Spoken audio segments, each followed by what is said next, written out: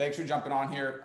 First and foremost, thank you for taking time out of your Friday morning. I know some of you guys we're gonna go play football in a bit, but thanks for taking time. I believe that time is super important, guys. Like, time is life, bro. Time is equivalent to life, right? I believe that if you take time to put into something, that's you're taking out life to put into something, because all life is the time that we have on this physical earth, right? So today, guys, I'm super grateful for you guys for jumping on and pouring into yourselves. I'm going to bring you guys as much value as possible. I'm going to be going over basics today, right? But how I look at this is I see, you know, if you're on the team and you guys kind of know a lot about crypto already, it's not fully about what you know, but what you can teach, right? So even for me, starting making this presentation yesterday, I was learning. I know most of this information already, but I was, you know, strengthening my knowledge to be able to teach it, right? So, and if you are brand new and you never heard of crypto, this is a great call for you guys.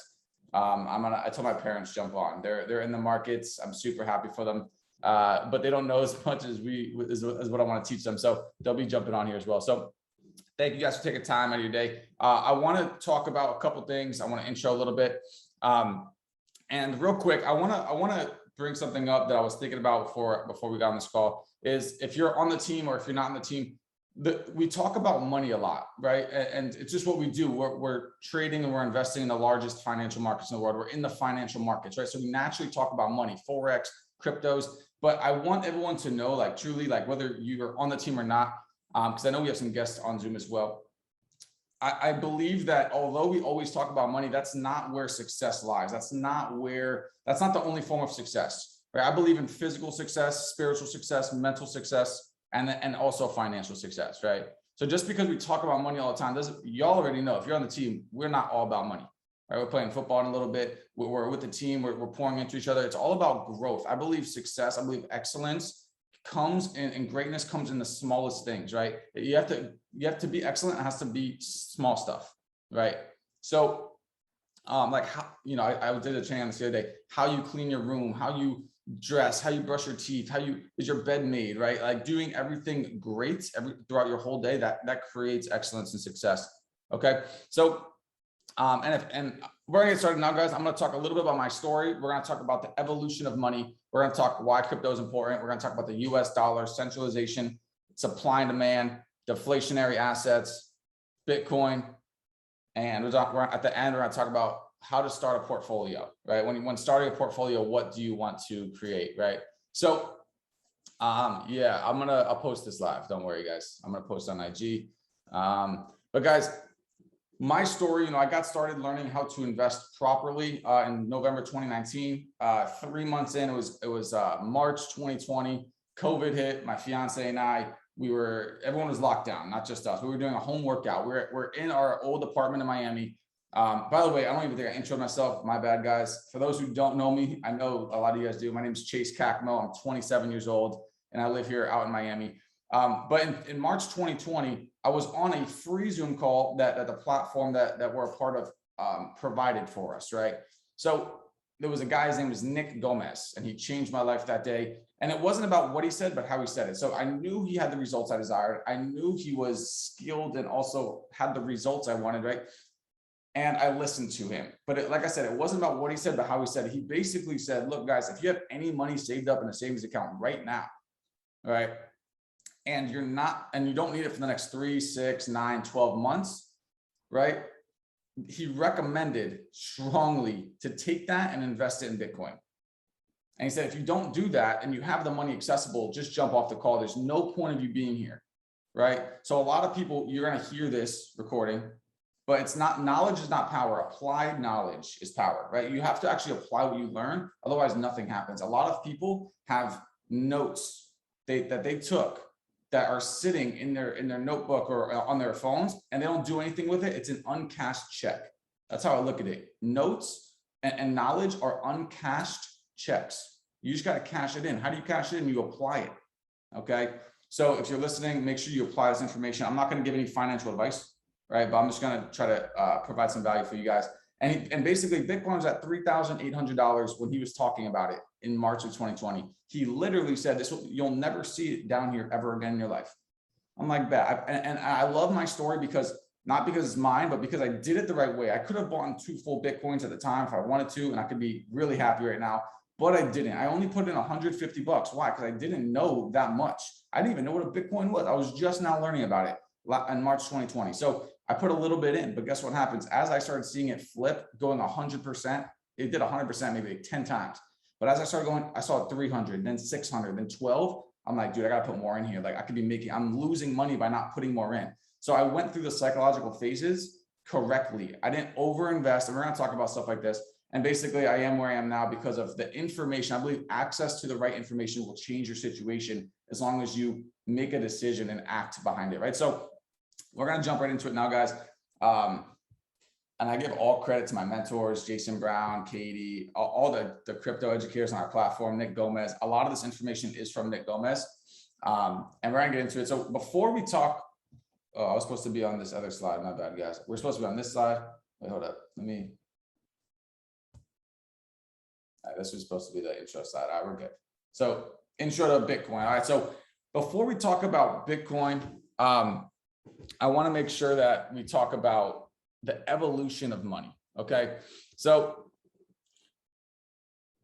money has evolved a lot over the years, right? Back in 6000 BC, right, there was something called the barter system. Okay, the barter system, all it was, and you can see here, guys, on the side, there's like a person holding a shell, right? This is the barter system. All it is where people exchange. This is the way they used to exchange and transact with one another. Okay, there was no such thing as a dollar, no such thing as a currency. Okay, so this is what they did. They used the barter system. Let me give you an example. Right, let's say my family, the Kakuma family, and my fiance's family, the Carlin family. Let's say we lived way back in the day and we were neighbors maybe, or maybe we weren't, maybe we just lived nearby. And let's say my family had a farm, right? We had a whole bunch of meat, right? We had cows, we had chickens, right? We had all that. We had the eggs and the dairy, and then, but we didn't have no fruits or veggies. Let's just pretend. Now the Carlin family, let's pretend they had all the fruits and all the veggies in the world, right? What happens if my family, we have too much meat to consume? And they have too much fruits and veggies to consume. They have excess. So what do? When you can't take care of something, you try to find a way to make a win-win symbiotic relationship. So what we would do is like, oh, look, I'll give you like a cow for like 13 lettuce heads, whatever it is, right? Or carrots or corn, whatever it is. And you would do a mutual exchange where you both benefit. That's how transactions used to happen back in the day. Okay. So we moved from there into metals, right? Metallics, right? We went from gold, copper, silver, iron, aluminum, right? We had metals, right? And the cool thing about both of these is they had value. They had intrinsic value, right? Metal, you can build stuff with it. You can build houses and whatever food you can eat, right? They have intrinsic value, right? Intrinsic meaning internal value, right? Now, for currency, if you guys are taking notes, write this down. I learned this when I was reading. I didn't know like these actual things, right? For a currency to be a currency, right? It has to have certain characteristics. All right, it has to have, I'm kind of trying to go quick just so I don't run out of time. And at the end, guys, we'll do a Q&A. So if you want, hold your questions to the end. Any questions you have, we'll cover, okay? For a currency to be a currency, it has to have certain characteristics. It has to be divisible, has to be able to be divided into pieces. It needs to have a limited supply. That's funny, right? And we're going to go over this. It can't be made counterfeit, and it can't have control by one sole authority. All right. I'm sure some red flags probably went off in some of your heads right now.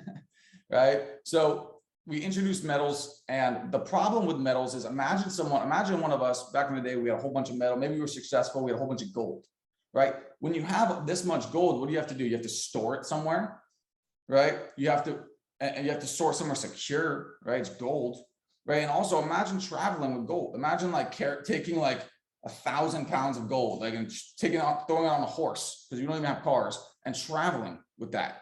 It's heavy, right? So there was problems. And another huge issue that actually changed this, which made us move to paper, was another reason was it was being made counterfeit. So people were diluting the gold. They were making like gold plated items, and they were diluting it and making counterfeits. Okay.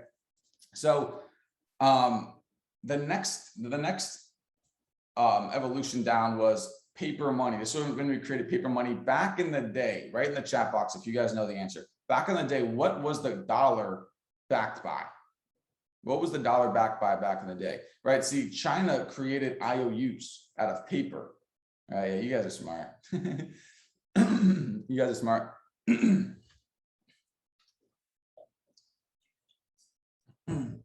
Excuse me, guys. Yeah, so China created IOUs that were they introduced it as paper money. Europe adopted it. US caught on, and then they eventually the US used they made these backed by gold, right?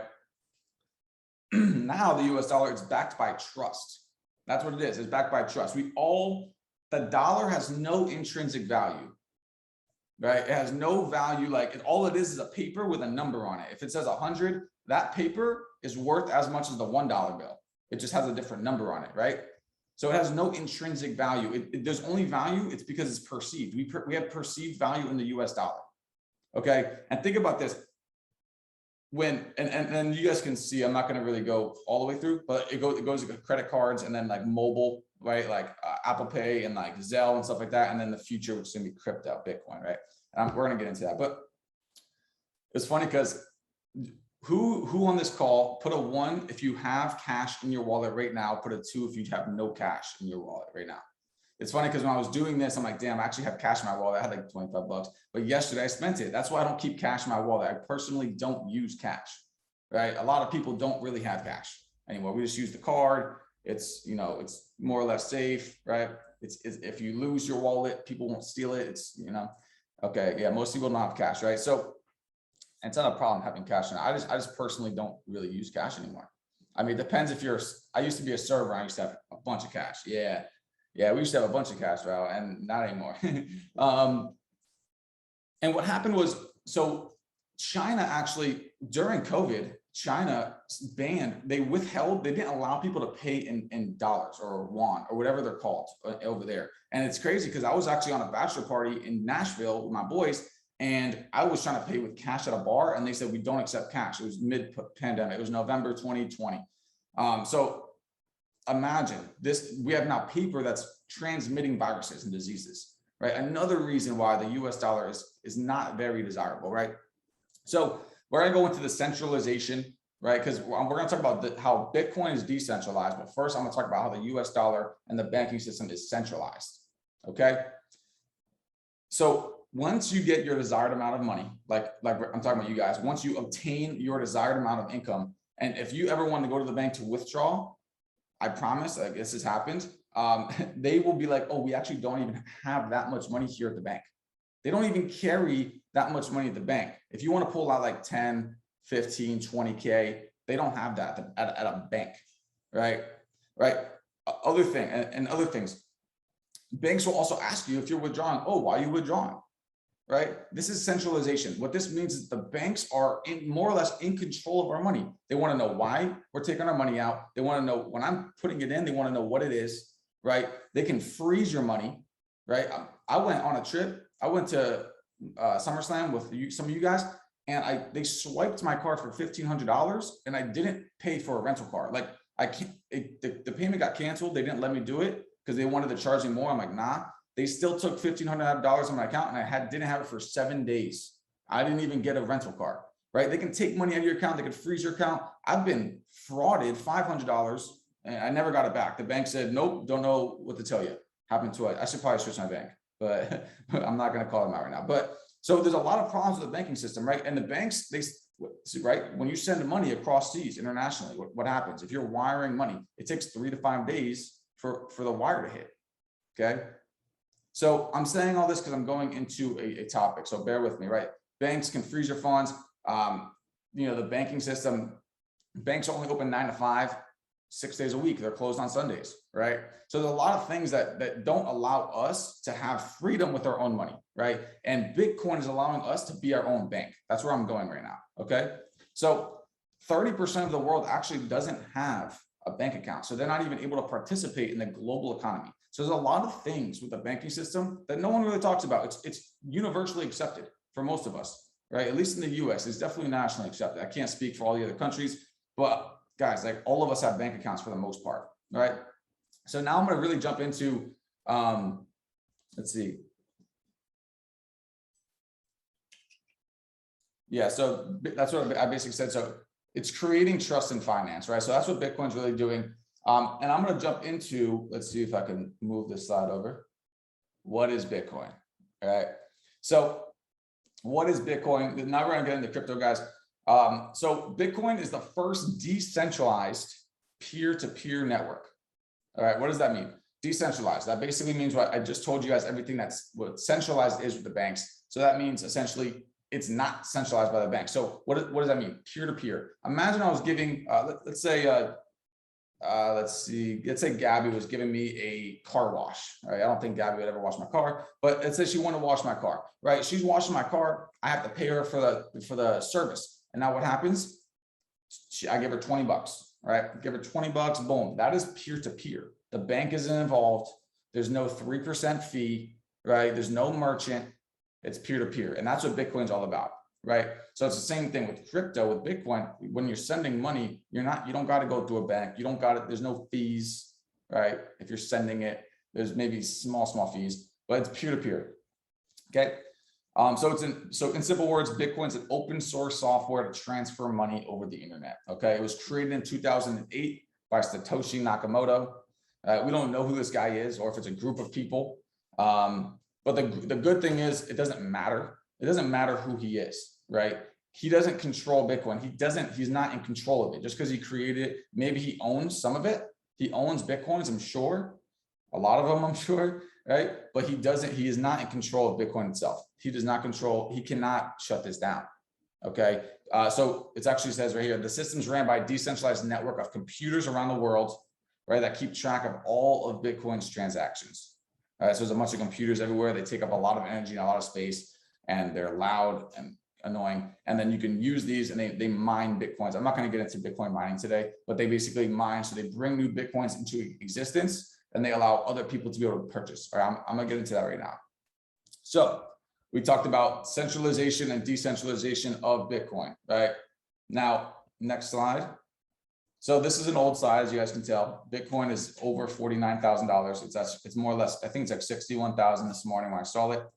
And this is where I understood this concept first, right? Supply and demand. And this is, for me, the most important. This is the coolest thing, okay?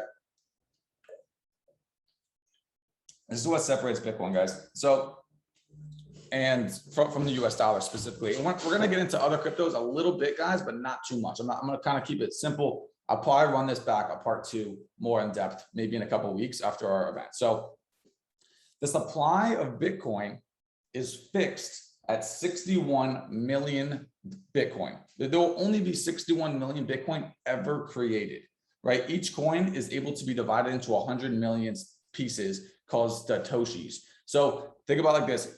A Bitcoin is like a US dollar, right? A bill.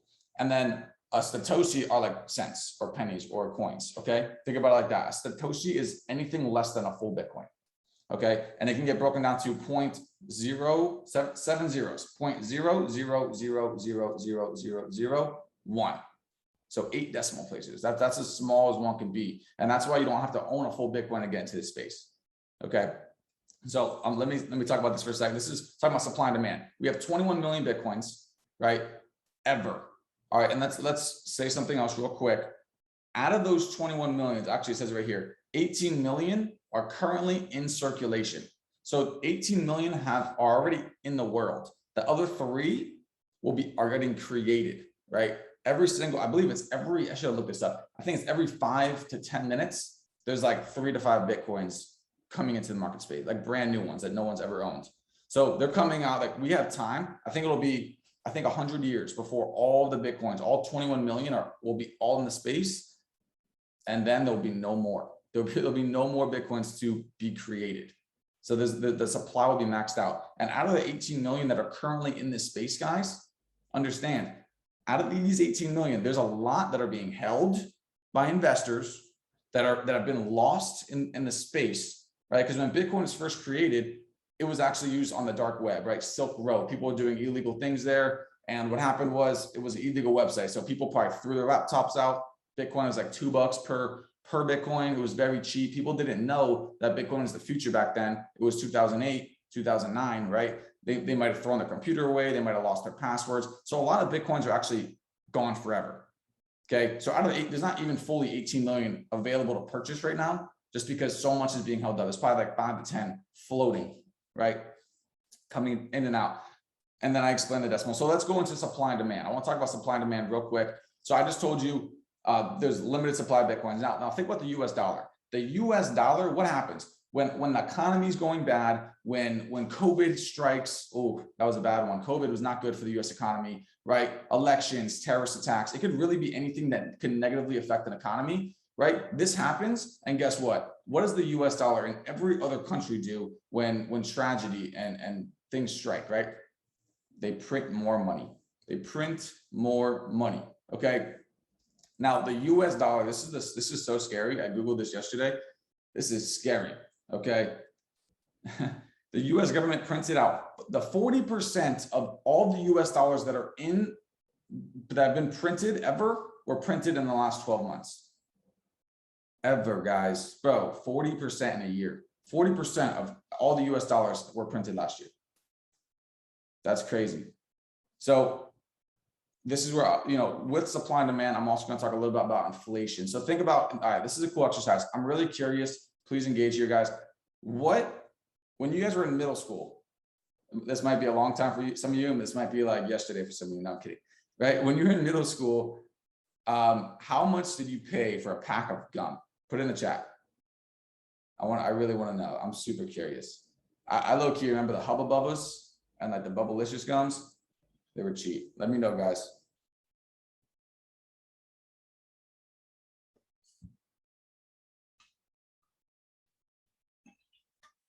You don't remember? I remember paying, okay, $1. Man, y'all better get your memory right, bro.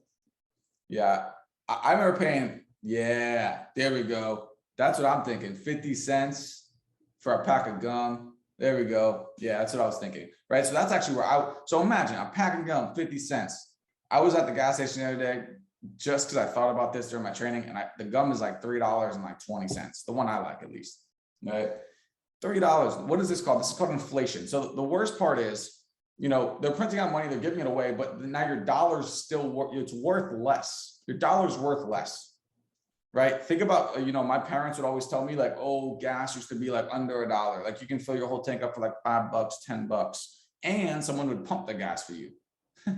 Right? Now we're paying $50, $100 if you have like a diesel truck. Right? This is called inflation. Right? So I see my dad in the chat. What's up, Pops? Oh, it's an honor. Honor to have you here. So this is inflation, guys. I'm going to talk a little bit more about inflation, but boom, boom, boom. Yeah, so there's a study that says that in the US that the US dollar is actually losing 1% to 2% every year. And trust me, after last year, that's going to be way worse. I promise. And Bitcoin is averaging over 238% a year. That's insane. And that's per year. That's on average. That's just if you held it. Because the thing is, Bitcoin goes up a lot, but it also goes down a lot. So if you were educated enough to sell before it drops, we're making 1,000% returns. I can't guarantee that, but I'm saying we have made 1,000% returns. And if you know how to sell in the right area and then buy back, you're not even taking losses, right? Obviously, loss is inevitable, and we all will take losses, but you can limit your losses. That's all I gotta say. Okay. So Bitcoin's deflationary. Right? So what does that mean? That means the more that come out, the more it's worth, right? And they're creating less. So, oh man, I didn't want to get into this. This is kind of in depth. Every 4 years, the price to mine Bitcoin, which means to create new Bitcoins and bring it out into the space, it gets cut in half. So it takes away the advantage of people to actually want to mine Bitcoin. All right, I'm not going to go too deep. Maybe on the next call we can talk about it, but just know Bitcoin is deflationary. Right? There's as it grows in price, there's less supply. Okay. And what's happening with the US dollar? It's increasing its supply and it's going down in value. Okay. Since the supply is going lower on Bitcoin, the price is going up. Okay. I hope that makes sense. Now, there are more. I don't even know my next slide. I forget what it looks like. Let me check the next slide real quick, just to make sure I'm on pace with this. All right, cool, we're good. So there are more millionaires in the world than there are Bitcoins in the world. That's crazy, right? Just so you guys know, there's 56 million millionaires in the world today, right? And think about it, there's only 21 million Bitcoins. And like I said, a lot are gone forever. Like you'll never get them back. So let's just say there's like 15 to 18 million Bitcoins, right? There's 56 million millionaires, right? And obviously 1 millionaire can get like 10 Bitcoins right now if they wanted to. So just think about that, right? Perspective, right? And imagine there's only 3 million left to be created. I look at this like a race. Like I believe that it's a race to accumulate as much as possible. That's what I see right now.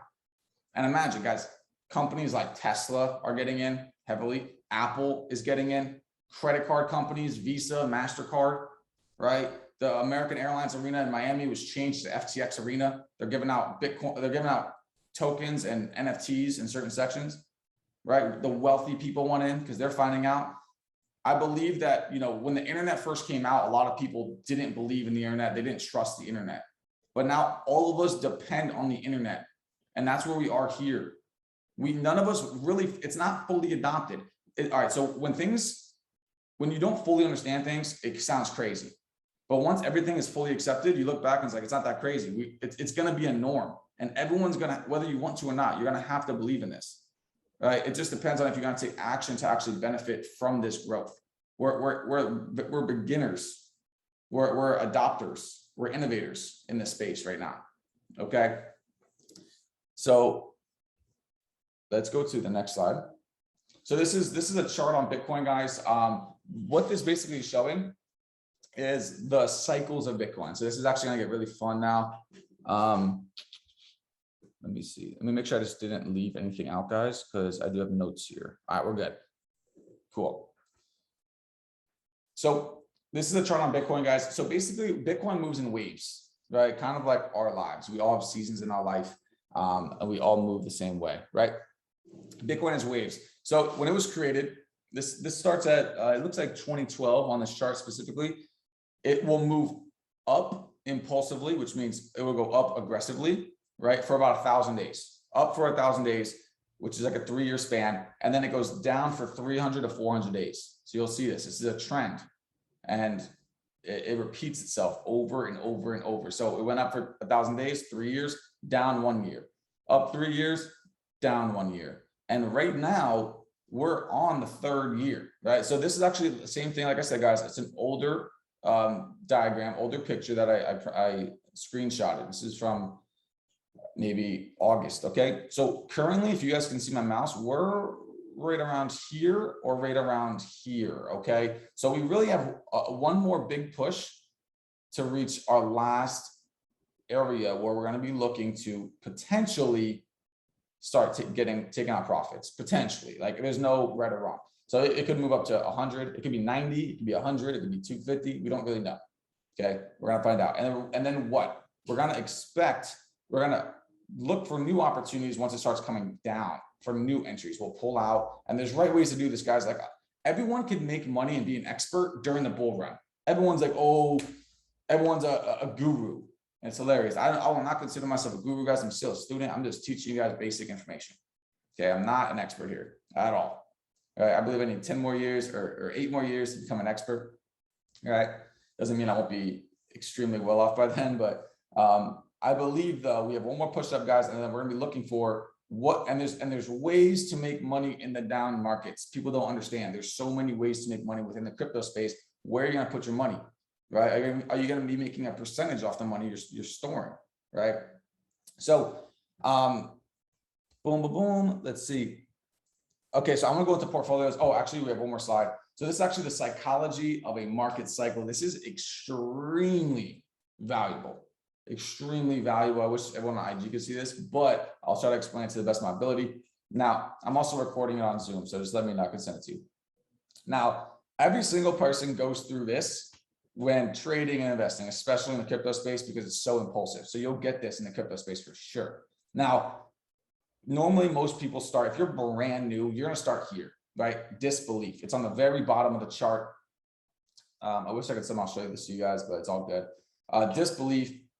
And my story is when I first found out, since I was learning from people who had the results and were credible human beings, I didn't have much disbelief, to be honest. I did have disbelief back. I remember I was a server, my boy Hector, my boy, he told me about this thing called Bitcoin. I'm like, bro, because we were investing in stocks at the time. I'm like, bro, what is, I don't even know. We talked about it for maybe 3 minutes and it really just, you know, whatever. And that's when I felt that disbelief. But besides that, when I came into this business, I felt optimistic. But you can see disbelief. This is when the market is very low. You'll see as the market moves higher, slightly higher, there's different feelings that come along with it, right? So optimism. So when it starts moving higher and higher and higher, people start getting optimistic. And then higher, they're feeling belief, they're feeling thrill, they're feeling euphoria at the top, right? So a lot of people in 2017 or in 2018, when Bitcoin hit 20K, and I know my boys were part of this. Unfortunately, I'm sorry, I didn't invest into Bitcoin and crypto until 2020. But 2018, it hit 20,000 and it eventually dropped all the way back down to 3,000 from last year after COVID hit. And a lot of people lost money. And it's just, Bitcoin and crypto, people say it's volatile, and it absolutely is. But you just have to know the right times to get in, and you have to be confident where it's going. And if you know these two things, and you have a plan, this is super important. If you have a plan for yourself, you'll be okay, right? So then once it starts dropping, you feel complacency, anxiety, denial, panic, capitulation, anger, depression. I've felt some of these. Bitcoin, I remember when it first hit, what was it, like 61? It was like in like February or something, and it dropped really hard. All my boys are saying it's a bear run. I'm like, it's not yet, bro. It's coming soon, maybe, but this is not it. And I still felt some of these feelings just during pullbacks, right? I feel that it's an emotional cycle, right? Now, this is a 3-year cycle. So it comes up, this whole move right here is about 3 years. So they kind of made it look a little different. This is a 3-year up move. Well, no, right here, guys, from disbelief all the way to euphoria is about 2 years. So the 3rd year is like right here. So the lowest of the low, it starts moving up for a year, and then this is year 2, and then this is year 3, and then boom, year 1 again. It crashes in 1 year. Okay, 80% pullback. That's what we've been seeing over time. I'm not saying it's going to happen. I'm just saying that's what we've been studying, right? That's what's been happening over time. So that is the market cycle of mindset. Same exact kind of diagram. We'll skip this though. Now I'm going to talk about portfolios, and then we can open it up for you guys to ask any questions. For portfolios, guys, what I always recommend, I've helped some of my family members get into crypto. It's all about you. Like, how do you think? How do you feel about certain projects, right?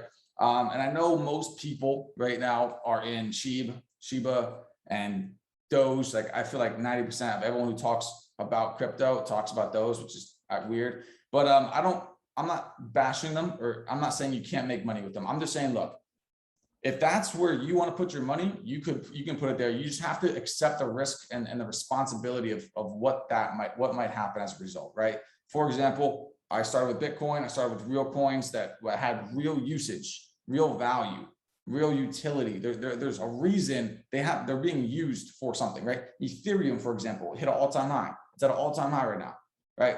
I love Ethereum, by the way. Ethereum is my number 2. I love it. But you have to understand Ethereum, right? There's 10,000 cryptocurrency coins on the market right now, 10,000, right? Not a lot are known or talked about, but out of those 10,000, I believe it's 85 or 95%, one of those numbers. I don't like being wrong, so I'll say the range. 85 or 95% are being used on Ethereum's network. Okay, Ethereum's not even a real coin. It's the coin's called Ether, but Ethereum is the network being used for 95, let's say 90% more or less of all the coins in the market space. They're using Ethereum's network. Now there are other coins coming out trying to be the next Ethereum. You know, you guys can do your research, but as far as making a portfolio, you have to base off your mindset. So look, I'm not going to bash Shiba and Doge and then not tell you the truth. I put $100 in the Shiba back in the day. Like I'm up a little bit, not really a lot, but compared to my portfolio, guys, it's like 0.1%. Like it's basically nothing. I threw it in there like I was going 100 on black or 100 on red at the casino. Like I didn't care. Like I looked at it like that money's gone forever. Maybe one day I'll look at it and be like, wow, I have a lot of money in there. Let me take it out and put it in something real. And I tell you that because I invested that to lose it. And the only reason I did it was because of my mindset and my psychology, guys. I did it because I was like, look, I've been talking a little smack about these hype coins, and there's nothing wrong with the hype coins. I know people who made a lot of money on them. I know people who made a lot of money, but you have to understand, if people made a lot of money, they bought it before it was talked about. And that's what I want to urge you guys. Like, if you're going to get into a hype coin, don't get into something that's already at all-time highs. I'm serious. Like, yeah, maybe it can still double, triple, but like, just be careful. That's all I'm saying. Right. So I put it in because I was talking smack, and I'm like, look, if this thing does go to the moon, at least my $100 that I put in that I don't care about, if it goes up, maybe I'll make some extra money. Who cares, right? So that was that's it though. That's all I have there. I have much more in real cryptocurrencies and coins I believe in. So I'm gonna go into a balanced portfolio. This is a beginner portfolio. This is like if you're just starting out, right? But I think that this has, if you get in the right times and you know when to get out at the right times, you can sell massive growth with this portfolio. So like I said, make sure you have a game plan for yourself. And with trading for beginners, this is all psychology, guys. It's also nothing to do with technique or not. It's psychology. Have a plan and make the plan before everything happens, right? That's what plans are meant to be, right? Make a plan that, all right, so if I buy this coin, and if it goes to this price, I will take out profits, or I will sell everything, or I will hold until it goes higher. You have to know before it happens though. And you have to know because sometimes when you see money, you see like a profit, your emotions will get the best of you, and you'll be like, oh my God, you're either going to feel one of two things: greed, so you want it to go higher, or you're going to feel fear. Oh my God, it might go down. Let me just pull out. And you have to be able to control those emotions before it actually happens to be able to actually trade smart. Okay. Now, what is your risk tolerance? That's extremely important. And that's where I like this portfolio. This is more of like a low risk portfolio, right? 50% will be Bitcoin. And I think this is more or less mine. Mine might be like 40, just because my Ethereum has been going nuts. So it's kind of taking over a little bit. Altcoins. So what is an altcoin? An altcoin is an alternative coin. It's alternative to Bitcoin. Okay. That's all it is. It's just anything but Bitcoin. So Ethereum, Cardano, whatever, Chainlink, whatever it is, Litecoin. Okay, so altcoins, 40%. All right, and then 10%, we're going to do wildcard projects. So these are up and coming projects. Guys, imagine getting in Bitcoin at $2, right? We'll scratch that. Imagine getting in ETH. ETH used to trade at $2, right? That's crazy. That's crazy. Imagine owning like 50 of them just for no reason, and it goes to 4K. Okay, 50. That's only $100 you put in, right? So these are wildcard projects. That's 10% of your portfolio. Okay, so if you wanted to put 10%, like I don't recommend this, guys, but don't make that if your whole portfolio is hype coins, like my boy AZ would say, you don't have a portfolio. I'm sorry, that's not a portfolio. That's playing the scratch off. You're playing a scratch off. That's what you're doing. Okay. I have a life, guys. I don't want to be, hanging out with my family or watching football or playing football. See you guys in a little bit. and then Elon Musk makes a tweet and we have to run to the computer and sell all of our Dogecoin. That's not the game we're playing, guys. I'm playing long-term. I'm playing coins that will be around for the next 10, 20, 30, 40, 50 years. And I know that right now, where it's at now, I'll always be in profit. That's what the game I'm playing. Okay. So this guy's 50% Bitcoin, 40% altcoins. And what I would say for altcoins, if you guys go to the app coingecko.com, it's a really popular app. We have no association to it, but it's just it's a solid app. It'll list like the top coins and like market cap, price, and all that. So you can go there. Altcoins, obviously anything but Bitcoin. I would say like top 25 coins can be like the 40%, 25 to 50. Make those your 40%. 10% are other coins up and coming, right? And what I'm gonna do is I'm gonna drop some coins that you guys can look into as well. I wasn't gonna do this, but feel free, guys. We're gonna wrap this up now. I still have to eat breakfast and get ready. Let me talk about a couple more things. You guys drop questions if you have any, and then I'll give you guys a couple projects we're looking at. I'm not saying buy them. I'm saying look into them and maybe wait for them to drop a little bit, get a good entry, and then maybe you can buy and hold, okay? Or maybe even like long-term. I'm gonna give you some long-term as well. Okay, So the coolest thing about Bitcoin is it's not just something that we invest in and make money. It's actually transactional, right? It's a transactional coin. Other coins are meant for utility, right? You can build projects on them, NFTs, stuff like that. And what I really recommend is when starting a portfolio, imagine investing $5 a day, right?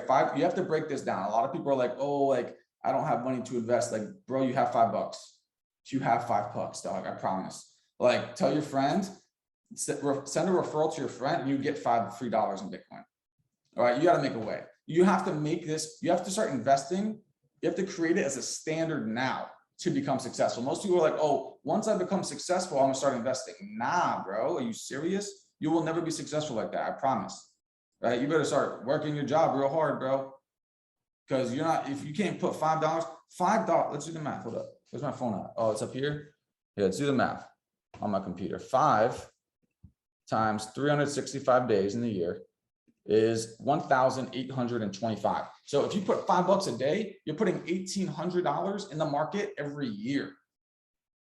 And we're talking about results, family. We're not talking about making stock results like 2-3% a year, right? I'm not talking about 401k. I'm talking about, I can't say numbers, but like hundreds of percent, thousands of percent.